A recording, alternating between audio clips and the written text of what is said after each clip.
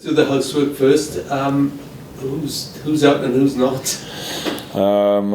Yeah, I can give you an update. Keon will be his first day back on the grass tomorrow. Took longer than we thought with a slight hamstring strain, but we'll be with the physios on the grass tomorrow. So is unlikely to be seen against Leeds. Robbo is off ill and quite under the weather, so he won't. Well, I'm very unlikely that you'll see him against Leeds. Gav's ill, Cedric's been ill, and Marlon has had a scan on his hamstring. It's come back that it could be 4 to 6 weeks, so that's disappointing for him and for us.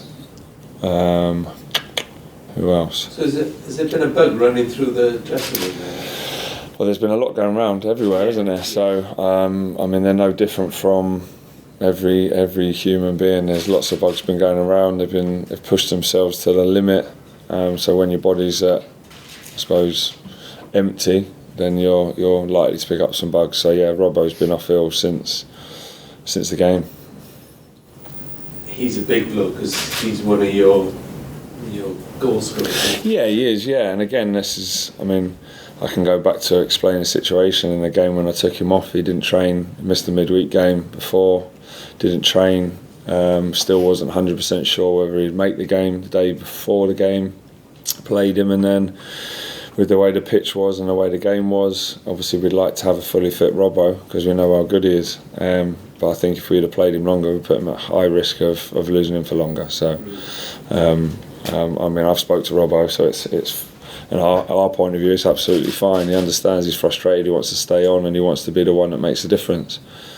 But also, you can't make a difference if you're out 4 or 6 weeks. No.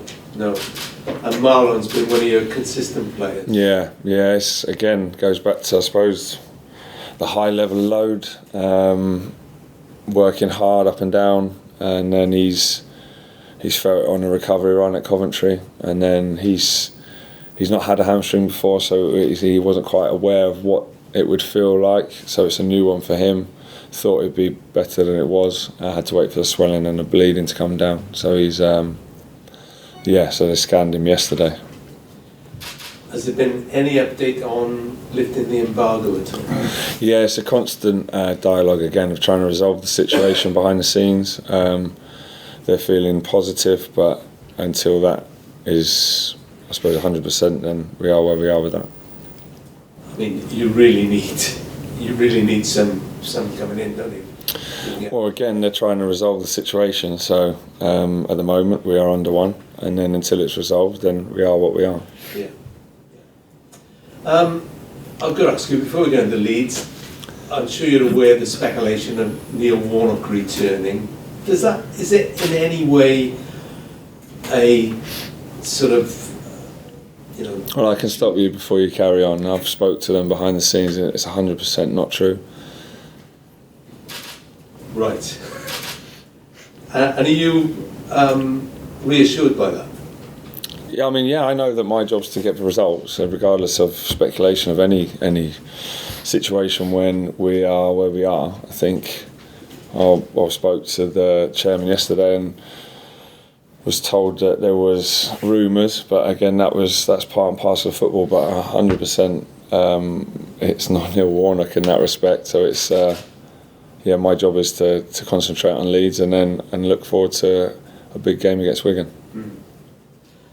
And you asked them about clarification, or did they come to you because it's rife, isn't it? And you're not blind to. Yeah, I've been in football a long time. Absolutely. Yeah, speculation. It's got absolutely will not deter my focus from what the job is, and that is something that I will continue to do. And like I said, it was put to bed yesterday. That Leeds United then. Premier League club in town, bringing loads of people. Yeah, 6,500, I think. I watched the game last night. I watched a team full of energy, right to the last minute. I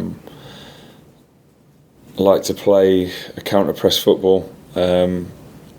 got young energy running through the team, a manager that's extremely enthusiastic about the way that they play, and it's something to look forward to in our point of view. You're definite underdogs, but can this be a spark for the rest of the season, do you think? Yeah, I think obviously when you're playing against a Premier League team, you're going to be deemed as an underdog, but we've got to focus on what we can do within the game. We've worked on how we can create numbers going forward, how we can get numbers in the box, how we can pose a threat, and then we'll focus on trying to achieve that in the game. And again, it's a team that we've done well against in history, and it's something that we'll look forward to for Sunday. Yeah, I've known that you've been reminded of 2002 and Scott Young and Graham Kavanagh and all those. Yeah, of course. Yeah, and like I said, it's something that's in the history, so we'll have to use that. We'll have to create an atmosphere in the ground, and like I said, they'll be bringing 6,500. So look forward to seeing as many of our fans as we can.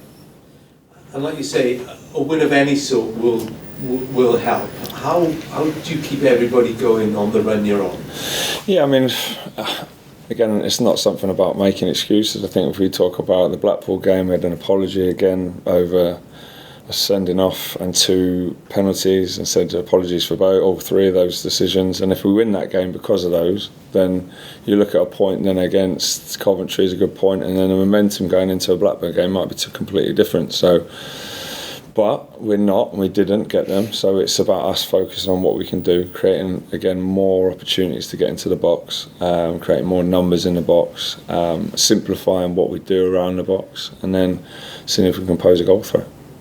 With Isaak Davies coming back, is this a good game for him to maybe make more of a contribution than he's done so far? Yeah, I mean, he's come on, I think a total amount of 15-20 minutes. It's something that we've been working towards with him. Looked sharp today. Again, we did a session designed for him to pose his threats. He's got good breaking news there. Yeah, Chelsea have signed Benoit Batistiel from Monaco. One of your targets? Yeah, right. Fair enough, yeah. Well, we didn't get that one then. Okay. Where was I? Sorry. No, Isaac's fine. Yeah, of course, Isaac's showing that he's getting closer to fitness. Again, it's something that he's been out for 6.5 months, I think, before his opportunity to come off the bench in the first opportunity that he did. And again, it's something that he's building up, which is great, because like I said, previous to that, he broke down not long after coming back from the knee, and he's now fully fit and putting back-to-back sessions in. He's played, come on, trained again. So it's something that we're aware of, that he's fighting to take his opportunity, yeah. What's your best memory in the FA Cup? I remember when you were captain, it was the year that you went up and Malky put up a second team, basically, a shadow team at Macclesfield, and then got promoted. Yeah. What's your take on the FA Cup, and what's your best memory? Best memory? Oh my word! I don't know how many of them I played in. I mean, it's huge. It's a huge cup. It's to be taken seriously. It's whoever plays in the game is to be taken absolutely like you're going out to win the game, and it's something that we would like. And it's an opportunity for some that may have not played to show what they've got, and some that have played to continue building. Lastly, Sean Morrison. Yes. Finally leaving the club. What's yeah. So I want to put on record. Obviously, Sean will be leaving. I've had long conversations with Sean. He's been here for 8.5 years. Captain the club for 6 of them. 300 games, 33 goals. Got a promotion, player of the season in 17-18, is that right? Yeah. And huge influence, been a leader on and off the pitch, created some amazing environments in dressing rooms for players to come into, has always been welcoming to everyone that's ever been around the club, fans, players, staff, huge influence over that period of time, and I want to say thank you to him, and I want to wish him all the best, very, very best going forward for what is going to be. He's got years to play, so good luck to him. Do you think he can play? I think he can get up to speed, absolutely, yes. It was a huge injury and a disappointing time for him in his career, but I've told him that he can get fitter, stronger, and he will have many years playing the game. Did you consider a deal here, or? We had conversations, and ultimately the decision has been made. And then I spoke with him, and we were honest and open, and I tried to involve him in all those conversations, and that's why I'm here telling everyone that he is highly regarded, and I wish him all the very best going forward. There's only been 2 captains led Cardiff to a Premier League. Yeah, Sean, and who was the other one? Yeah, I was going to ask you.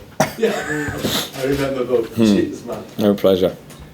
So, Mark, can you just clear, Callum is very unlikely to play this weekend? Yes. Yeah. Okay. And is that because of the ailment he's got as opposed to an injury? Oh, it's an illness, yeah. There's an illness, yeah. Yeah. My wife's got it. Yeah, my wife had it as well. She was off work all over Christmas. Yeah, it is. It's terrible. That's one of the things you have to deal with at this time of year, isn't it? There's been a lot going around, yeah. But yeah, he should bounce back, obviously as quick as possible. But he's off work at the minute. Yeah. So, Rob mentioned about the FA Cup being, the sacred cow of football, but most managers look at the fixture and say it doesn't really matter a toss. Well, I can't disregard the game. Absolutely not. It's whatever you want to use for within what your process is. I think whoever plays in the game, you want to go and win the game. Yeah. And that's where we see it. Yeah. And from that point of view, in defensive, as you said, it's about giving people an opportunity, isn't it? And absolutely, yeah. How important can this fixture be for you in the position you're in? Yeah, I think it's important for us as a club, us as coaching staff, players for sure. Showcasing what they've got, an opportunity to maybe rest one or two that are obviously with illness. We've got a big game against Wigan to consider, but we've also got players desperate to play. So we'll put a team out that we think can do well in the game. And technically, can you view it as a different challenge to a league game? Oh, it's completely different, yeah. I mean, they'll make changes, no doubt. They played Wednesday night, like I said, I watched it. They'll be having players that haven't had game time and need game time, and we'll view it in our way. But it's an opportunity to go and showcase yourself against a Premier League team. Yeah. Again, they're bringing a huge crowd, and hope we do too. Yeah. So is it a question of just banging the table, thumping the door, and saying, "Come on, charge," or do you get a bit more technical than that? It's not a common on charge. We'll pick and choose the moments that we can attack and what we do when we do that. They've got a threat, of course, pose a threat, and we've taken that into account too. But we want to try and again create moments to score, put numbers in the box. We know they're a counter-press team, so as soon as they turn it over, they'll try and win it back, and it's how we can expose that. And from your time up north, you know how big a club it is. Oh yeah. I've played up there a few times. Also had a rival team against them, so I know that their fans will be travelling in the numbers. There are probably some that won't even get into the ground. So we know that they're well supported in that respect. Like I said, I watched the game last night, and they gave everything towards a 97-minute game, and they'll do that again on Sunday. Yeah. How are you going to break down the lack of goals? I mean, you're still practicing and training, presumably. What's it going to take, and could this be potentially a moment if you get into a game that's a bit more free-flowing? Yeah, I mean, we went through it today. We showed them clips of when they've done it well and when they've maybe not done it so well, and how we can again simplify that in areas when we can deliver, and when we can find spaces to hurt them and where that is, and then when we're in those areas, what do we do with the bodies running into the box and getting into the box and finding spaces and disrupting opposition. So it's something that we'll continue to work on. We've been through it again today, we trained it today, and then we'll hopefully see it unfold on Sunday. Practice makes perfect, because what you've done setting up from the back is terrific. Yeah, again, the football up to probably the final third has been, I think, outstanding, and that's something that we're aware of, again creating I suppose an identity that can run for younger players to come into, and with our pathway that we're trying to create, and that's something that we're keen on, and it's something again going into the final third and how we can adapt that as well. The good thing, Tom Sanger was saying how good the spirit was within the team. Yeah. He said we just need to flick that switch. and I'm sure you're expecting that moment to happen, or wanting that moment to happen. Yeah, a pleasing bit from my point of view would be it is the spirit, it is the determination, the body on the line that they've been doing. Again, we had a tough game against Coventry, not so good with the ball, but unbelievable resilience against it, and then came back from Coventry and travelled back up for another 5-hour trip to Blackburn, and they've put everything into that, and they're still together fighting, and that's exactly what they should do. But that's obviously pleasing to hear from the players' point of view. So I guess the message for the fans is come out and shout your heart out, isn't it? Support the team. Absolutely, yeah. Don't get out shouted. Yeah, be louder than Leeds, yeah. Great, thank you. Mike, just on the transfer window, under the embargo, as you understand it, can you currently bring any players in if they are free transfers or loans? Not on the FIFA embargo, no. Right, okay, because it's a FIFA embargo. If it was in the EFL and you could... Yeah, it's different, yeah, they're two different rulings, okay. yeah. Right, okay. As for outgoings, can you talk any more on outgoings yet? Do you know anything more concrete about some of the players that you were hoping to... Yeah, the loans, I think Max is, I think today, completing a loan to Barnsley. And that'll be good for him to go and score goals and do well for Barnsley, and it was needed for him. Found it frustrating here, obviously. I think Vontae will probably go on loan. Maybe a couple of the younger players. I think Crowley's due to go to Torquay and get that completed today, which would be a great experience for him, and it's something that we want to create. We obviously have an 8 total loan that can go across borders, obviously being the club that we are, and that's something that we have to consider too. You said Vontae, is there anything close with Vontae? Nothing as of yet, but I think he needs to go and get game time. So Max going on loan, then what was the conversation you had with him about why you wanted him to go on loan, and did he understand it? Because it's been frustrating, this is his second spell out on loan now. Yeah, I think he felt he was carrying a burden of why it hasn't worked here. So again, I sit with players as much as I can. I spent a lot of time with Max, as I do all the individuals, away from prying eyes and everyone's ears. So it's showing that I care, basically. He had some interest, quite a lot of interest from League One, and Barnsley have sort of knocked down the door for him in that respect to go and play there in the 2, and they see him that he can be capable to score goals for them, and it's something that we would then get a better player back for doing that. So he is in your plans for next season and onwards? Absolutely, yeah. He's got to put himself out there, score the goals, do well for them, and then find the confidence and the flow and the rhythm to then come back and impact it, or whatever he wants to do in the future. And Ollie Tanner was one as well that you potentially considering going out on loan? Yes. There's a few options. Nothing has come fully concrete, but there's a few clubs that are interested in him, and I think we've worked on him, and the physios have done a brilliant job with the S&C about at the beginning of the season. It was the first time he's come back into full-time football. Got injured, and then again go back to it, so he could only do 60, then couldn't train for 3-4 days, and maybe 60 and then couldn't train. So we built him up to be able to play 90, train regularly after, then play 90 again, then have a high exposure to training. So he's looking physically stronger, and if a deal does come forward for him, then we'll look at it, and I've spoke to Ollie and about finding the right one for him as well. Because you see potential in him. Absolutely, yeah. He looks very good. It's just stepping up 70 years or whatever he did. Yeah, I think obviously physically that's been something that we've got to, and that was going to take 6 months. And then the next progression for that was to find obviously a better level than he was playing at before, and go and impact that and do well with that. And we'll find the right club for him. But yeah, he's a great kid. He's worked so hard. I like it. Everyone has with him as well. So it was just a natural progression. Jack Anik hasn't been on the bench the last couple of games. Is he ill or? Yeah, he's been ill. There's another one that was ill. His family was ill. He caught the bug, and it's something that you can't. You've got to keep away from the remainder of the squad. But again, we've got a few more after that. But that's just where everyone's been ill, I suppose, across the country. I think. Is he okay now?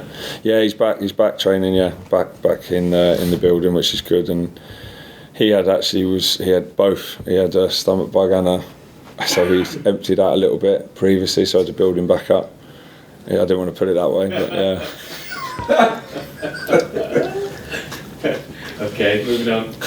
Energy, emptied out of energy. Energy, yeah, sorry, yeah. Emptied out of energy, yeah. Rescued by your PR man. Yeah, thanks for adding that. And just lastly, I want to ask about Oliver Denham as well. I know he's had his injury struggles so far this season. Where's he at the minute? He was been building back up, and then did the warm up today and felt a slight strain in the calf. So something that we'll have to visit and see where that goes. Okay, well, thanks.